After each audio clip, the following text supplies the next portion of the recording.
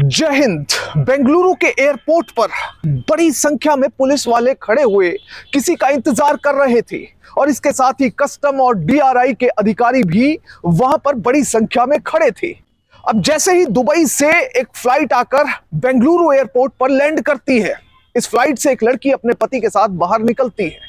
Custom के अधिकारी, police के अधिकारी और डीआरआई ऑफिशियल्स इस लड़की को चेकिंग के लिए रोकते हैं।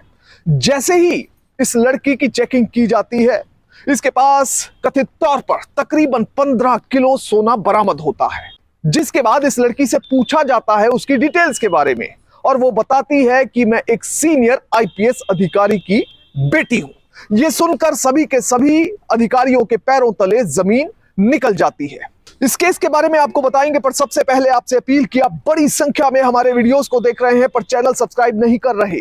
अगर आप इस वीडियो को देख रहे हैं तो फौरन चैनल को सब्सक्राइब कीजिए, बेल नोटिफिकेशन ऑन कीजिए, वीडियो को ज्यादा से ज्यादा शेयर करें और इसके साथ ही अपना कमेंट देना ना भूलें।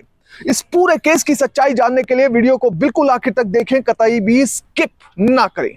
अब यह पूरा मामला समझने के लिए आपको चलना पड़ेगा साउथ इंडिया में कर्नाटका स्टेट में, जहां पर बेंगलुरु के केंपगौड़ा इंटरनेशनल एयरपोर्ट पर रोज की तरह फ्लाइट्स आ भी रही हैं और जा भी रही हैं, यानी टेक ऑफ कर रही हैं। जो ट्रैवलर्स हैं, यात्री हैं, वो बड़ी संख्या पर एयरपोर्ट पर आ रहे हैं।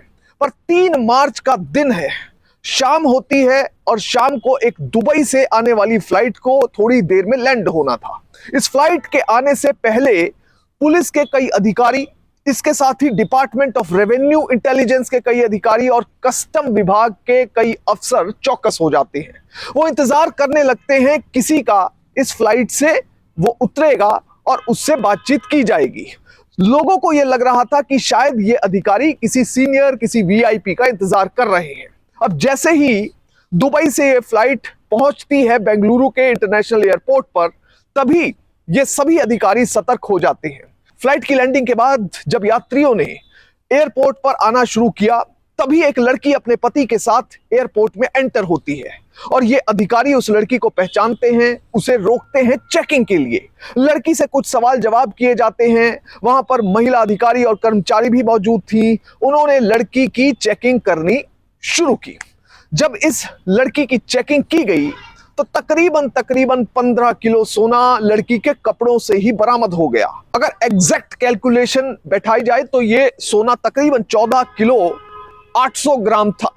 इस लड़की से जब पूछताछ की गई तो पता चला कि ये साउथ की एक एक्ट्रेस रह चुकी है, कई फिल्मों में काम कर चुकी है। पर इससे ज्यादा इंपॉर्टेंट और महत्वपूर्ण बात इस लड़की ने यह बताई कि वो एक सीनियर आईपीएस अधिकारी की बेटी है और उनके पिता डीजी स्तर के अधिकारी हैं। अब बहरहाल जो डीआरआई के अधिकारी थे, उन्होंने जब इतने बड़े स्तर पर सोना देखा, उसकी कैलकुलेशन की गई तो इंटरनेशनल मार्केट में इसकी कीमत तकरीबन 12 करोड़ रुपए आंकी गई।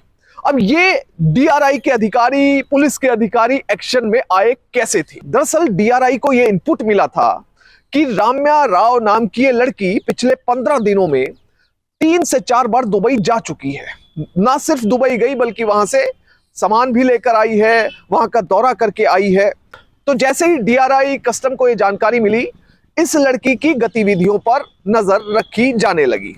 अब इस बीच डीआरआई पासपोर्ट विभाग को भी इंटीमेट करती है कि दोबारा से ये लड़की जब भारत आए तो उसके बारे में जानकारी मुहैया करवाई जाए और इसके साथ ही और भी विभागों को सूचित कर दिया जाता है। तभी डीआरआई को इनपुट मिलता है कि यह लड़की 3 मार्च को दुबई से वापस इंडिया आ रही है, जो कि केंपगौड़ा एयरपोर्ट पर लैंड करेगी। इसके बाद सभी अधिकारी हरकत में आ जाते हैं और इस लड़की को हिरासत में ले लिया जाता है। इस लड़की से जब पूछताछ होती है, उससे पूछा जाता है कि आप ये सोना इतनी बड़ी मात्रा में कैसे लेकर आए हैं, क्या पर्पस है और आपने ये सारी ज्वेलरी डिक्लेयर क्यों नहीं की है? उसके पास कथित तौर पर कोई जवाब नहीं था। बहरहाल इसको डीआरआई ने अपनी हिरासत में लिया और बेंगलुरु के अपने दफ्तर में ले गई। इस लड़की से कई घंटे तक पूछताछ की गई। इसके पति को भी हिरासत में लिया गया। सिर्फ कुछ ही सवाल डीआरआई के अधिकारी, जांच एजेंसियों के अधिकारी जानना चाहते थे। सबसे पहला सवाल तो यह था कि आपकी मदद कौन कर रहा था, क्योंकि डीआरआई को यह जानकारी मिली थी कि इससे पहले भी यह लड़की कथित तौर पर गोल्ड की स्मगलिंग करती रही है और वो आराम से एयरपोर्ट पर गोल्ड लेकर आती है और चली जाती है। उसे कोई कुछ कह भी नहीं पाता है क्योंकि शक ही नहीं होता। अब पुलिस को और डीआरआई को यह शक था कि कहीं ऐसा ना हो कि इस लड़की की कोई जांच एजेंसी वाला कोई सीनियर अधिकारी या एनफोर्समेंट एजेंसी वाला कोई सीनियर अधिकारी मदद कर रहा हो। तो इस लड़की से यह भी जानने की कोशिश की गई। दूसरा सवाल यह किया गया कि आप कैसे ये सब कुछ कर रही थी, मतलब अगर आप पहले भी गोल्ड लेकर आई हैं या अभी भी गोल्ड लेकर आई हैं तो इतनी आसानी से आप कैसे जा रही थी। इसके साथ ही उसकी मोडस ऑपरेंडाई जानने की कोशिश की गई कि आखिर आप ये सब करती कैसे हैं। चौथा सवाल किया गया कि आप दुबई में किससे सोना लेकर आती हैं, और इसके साथ ही यह भी जानने की कोशिश की गई कि क्या इस लड़की का हवाला नेटवर्क से कोई रिलेशन है या नहीं।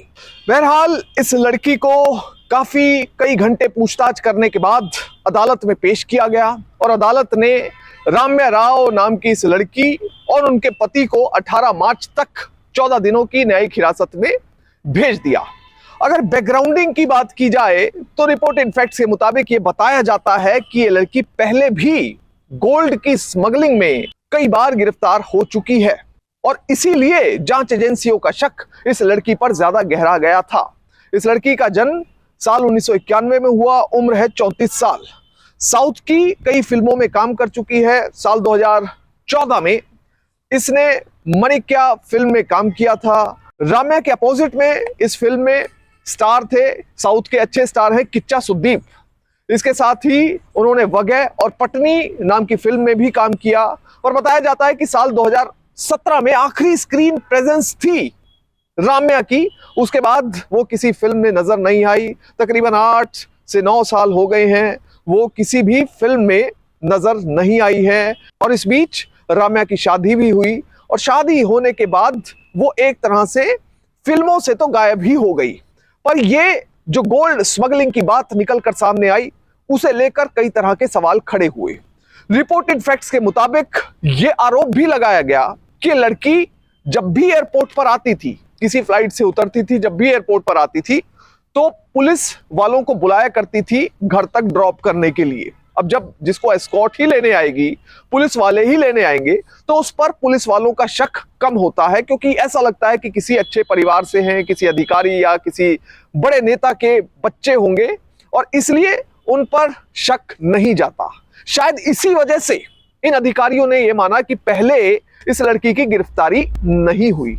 अगर कहीं पर इस लड़की से कुछ पूछा भी जाता था तो कथित तौर पर यह जवाब में कहती थी कि मैं सीनियर आईपीएस अधिकारी की बेटी हूं, मेरे पिता कर्नाटक में डीजी स्तर के अधिकारी हैं। अब जो भी ये बात सुनता तो वो सम्मान की दृष्टि से देखता कि इतने सीनियर अधिकारी की बेटी हैं। और देखिए, इंटेलेक्चुअल आदमी ही आईपीएस अधिकारी बन सकता है, तो जो पढ़ा लिखा आदमी है, इंटेलेक्चुअल आदमी है, उसके बच्चे भी उसी प्रवृत्ति के होंगे, ऐसा आमतौर पर माना जाता है। शायद यही मानकर पहले अधिकारियों को, पुलिस वालों को इस लड़की पर शक ना गया हो। पर इस बार खबर और इनपुट इतनी मजबूत थी कि इस लड़की को बिल्कुल भी बख्शा नहीं गया। उसे फौरन गिरफ्तार भी किया गया, अदालत में पेश भी किया गया। पर अब इसके बाद यह मामला कोर्ट में जाएगा। अब कोर्ट में जो भी माननीय अदालत का फैसला होगा उसे ही अंतिम सत्य और अंतिम तथ्य माना जाएगा। अभी तक जो ये रिपोर्ट्स हैं ये सिर्फ दावों और रिपोर्टेड फैक्ट्स के मुताबिक ही आपके सामने बयान की गई है। बहरहाल इस पूरे केस को सुनने के बाद हमें सीख क्या मिलती है? हमें सीख यही मिलती है कि कभी भी भ्रष्टाचार या अनैतिकता का सहारा ना लें। कुछ लोग सरकारी नौकरी में आईएएस, आईपीएस या सीनियर पोस्ट पर जाते हैं, वो भ्रष्टाचार का सहारा लेते हैं और एक ना एक दिन पकड़े जाते हैं। उनके अंदर कई बार ये कॉन्फिडेंस जाग उठता है कि हमें शायद कोई हाथ नहीं लगाएगा, पर एक ना एक दिन कानून के हाथ उन तक भी पहुंच जाते। ऐसे ही अगर कोई व्यक्ति अधिकारी नहीं बनता और अपने आप को अधिकारी का रिश्तेदार या बेटा समझकर भ्रष्टाचार या अनैतिक व्यवहार करता है, स्मगलिंग जैसी कोई काम करता है, तो वो भी कानून के हाथ से नहीं बच सकता। उस तक भी कानून के हाथ एक ना एक दिन पहुंच जाते हैं। इसलिए हमेशा ईमानदारी और नैतिकता से काम करें, अपनी जिम्मेदारियों और कर्तव्यों का निर्वहन करें और इस देश को विकसित भारत बनाने में अपना योगदान दें। जय हिंद।